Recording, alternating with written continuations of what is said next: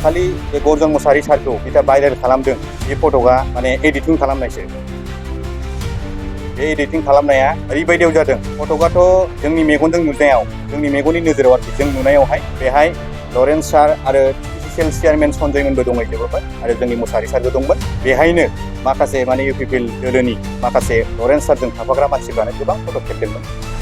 बेसोर खेबदों, बेनिफ्राय एडिटिंआ UPPL दोलोनि मानसिफ्रा भाइरेल खालामनो एडिट खालामनानै। निस्सय फट' खेबनाया बिसोरनो जानांगौ मोनसे टारगेट लादों, जोंनि कंग्रेस दोलोखौ माने गाहायाव दोननो थाखाय मोनसे टारगेट लादों। बावखुंग्रियाव एबारावहाय जोङो जुद्धखौ नांगोन BPF जों। UPPL खौथ' जोङो माबाखाया, मानो होनना बुङोब्ला बिसोर जेनखानायखा जों मिथिखायो। पावाराव थाब्लाबो बिसोर जेनखानायखा। गिबियावनो आङो बयखौबो जोंनि BTC-नि मानगोनां मिडिया पार्सनफोरखौ आङो अननाय आरो सिबिनायखौ जासिहरग्रोबाय।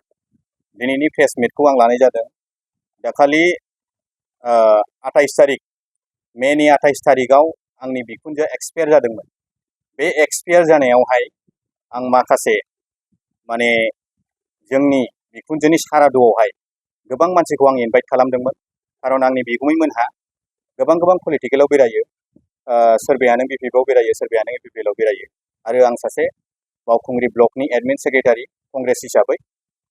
बेखौनो आं बुंनो सानोदि दाखालि जे गर्जन मुसाहारि सारखौ जिथा भाइरेल खालामदों बे फट'आ माने एडिटिं खालामनायसो।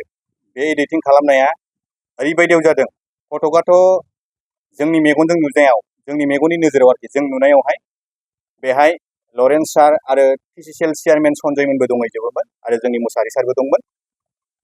बेहायनो माखासे माने UPPL दोलोनि माखासे लरेन्स सारजों थाफाग्रा मानसिफ्रानो गोबां फट' खेबदोंमोन। निस्सय फट' खेबनाया बिसोरनो जानांगौ मोनसे टारगेट लादों, जोंनि कंग्रेस दोलोखौ माने गाहायाव दोननो थाखाय मोनसे टारगेट लादों। बेसोर खेबदों, बेनिफ्राय एडिटिंआ UPPL दोलोनि मानसिफ्रा भाइरेल खालामदों एडिटिं खालामनानै। बे गासिबो नंखायजोब आरोना। मानो होनना बुङोब्ला बावखुंग्रियाव एबारावहाय जोङो जुद्धखौ नांगोन BPF-जों। UPPL-खौथ' जोङो माबाखाया, मानो होनना बुङोब्ला बिसोर जेनखानायखा जों मिथिखायो। पावाराव थाब्लाबो बिसोर जेनखानायखा। बेनि गेजेराव बे गर्जन मुसाहारि सारखौ ओरैबायदि एडिटिं खालामदों, माने बे गासिबो नंखायजोब आरोखि।